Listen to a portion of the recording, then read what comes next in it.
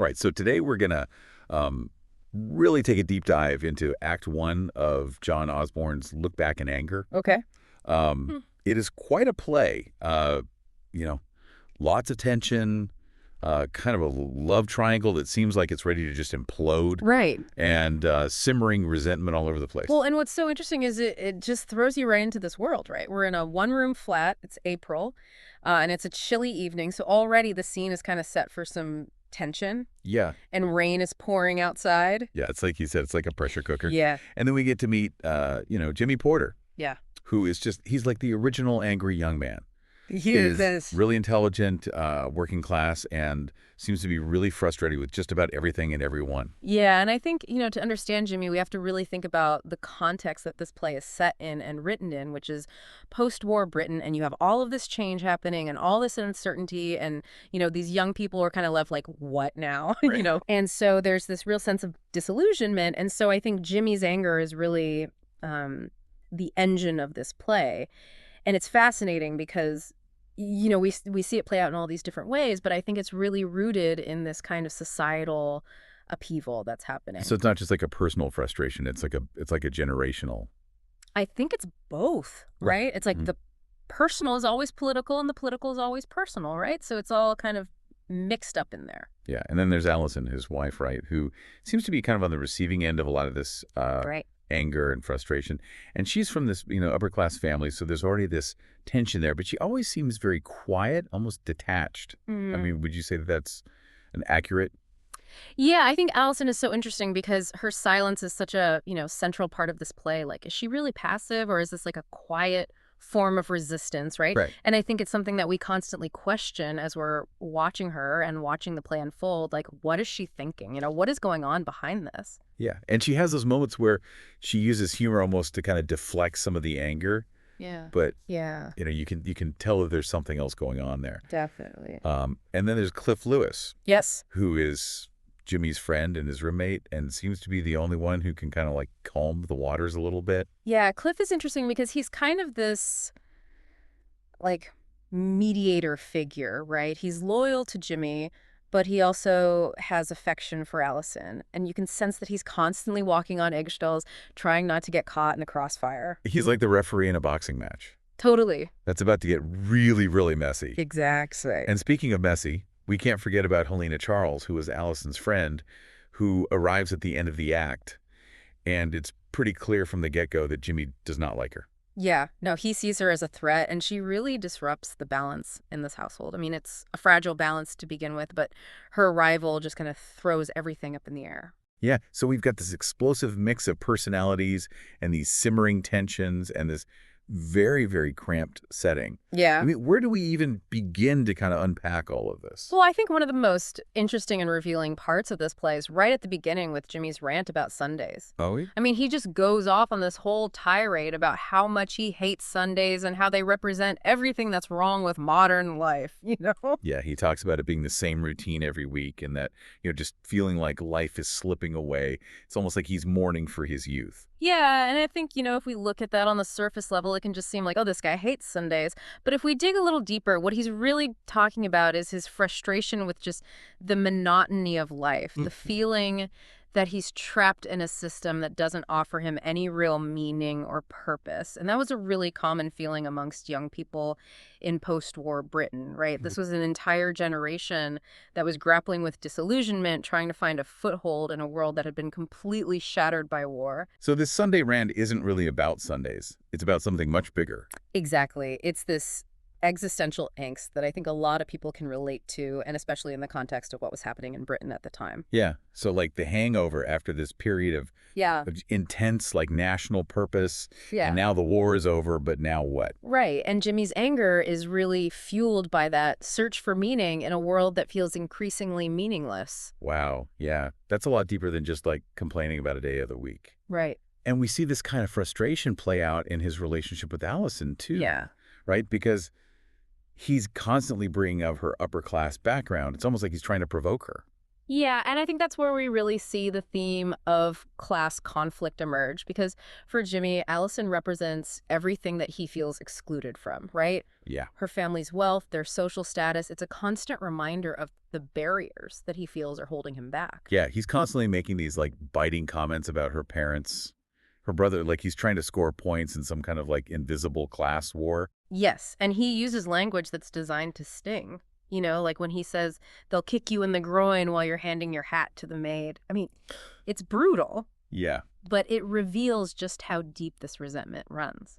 So how does Allison deal with all of this? I mean, she's constantly being bombarded with his anger. I think that's what makes her so fascinating, right? Because she often responds to his attacks with silence, which, as we said before, could be interpreted in different ways. You know, is it a sign of weakness or is it a subtle form of resistance? Is she just overwhelmed by his anger or is she being strategic? Right. You know, waiting for the right moment to push back. It's like she's playing a very long game. Exactly. And then there are those moments where she uses humor to deflect his anger, almost like she's trying to disarm him. Like, remember the scene where she pretends to be a squirrel? Oh, right. Yeah, it's a brief moment of lightness, but it makes you wonder if that's her coping mechanism, you know, her way of surviving in this really emotionally charged environment.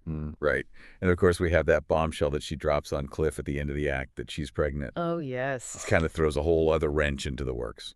And the fact that she hasn't told Jimmy yet creates this incredible tension, right? Like, how is he going to react? Is he going to be thrilled? Is he going to be terrified? I mean, Yeah, because he's not exactly known for his calm and measured responses. no, he's not. And knowing Jimmy, he's probably going to see the pregnancy through the lens of his own resentment and frustration.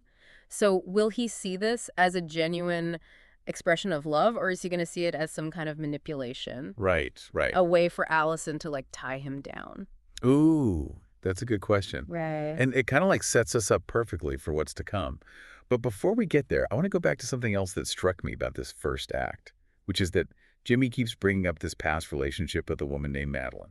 Ah, Madeline, yes. And he seems to like really romanticize their relationship, even though it happened years ago. He talks about her with such intensity and like describes their time together as an adventure, even just like riding on a bus sounds epic when he talks about it. Right, but you have to wonder, is this genuine longing for this lost love? Right. Or is he using Madeline as a weapon against Allison? You know, it's like Yeah. you'll never measure up to the passion I experienced with her. It does feel like a power play. Yeah. Almost like he's trying to make Allison feel inadequate. Exactly. And it highlights this other aspect of Jimmy's character, which is his tendency to idealize the past, maybe because the present feels so disappointing. Right. It's like he's constantly looking back with this mixture of anger and nostalgia, and he can't really embrace like the present moment. Yeah, that's a really astute observation, and I think it speaks to what this play is really about, you know, which is this struggle to find meaning and connection in a world that feels increasingly fragmented and disillusioning. Okay, so we've got Jimmy's anger, we've got his really complicated relationship with Allison, the looming presence of her family, and now a pregnancy that could change everything. Right. Plus, Helena's about to arise, Yeah. and we know that Jimmy already despises her. It's a recipe for disaster. It really is, and this tiny little flat is about to become a pressure cooker of emotions. Oh, absolutely. All right, listeners. So we're going to leave you hanging there for a little bit. We'll be back soon to delve into the rest of this act and see how all of these tensions really start to play out. Yeah. So we left off with Jimmy just going on and on about Madeline, right? Like she was the be-all and end-all of love and relationships, and now we have this secret pregnancy. You think there's a connection there? You know, it's interesting because on the surface, it really does seem like he's just trying to, you know, get under Allison's skin, make her feel insecure. But maybe if we dig a little deeper, I don't know. It's like maybe he's so focused on the past because he's just so unhappy in the present. Right. And maybe he sees this pregnancy with Allison as kind of a symbol of that. You know, like this relationship represents everything that's wrong with his life right now. So it's like he's not even really angry at Allison. He's angry at the whole situation, like the way his life has turned out.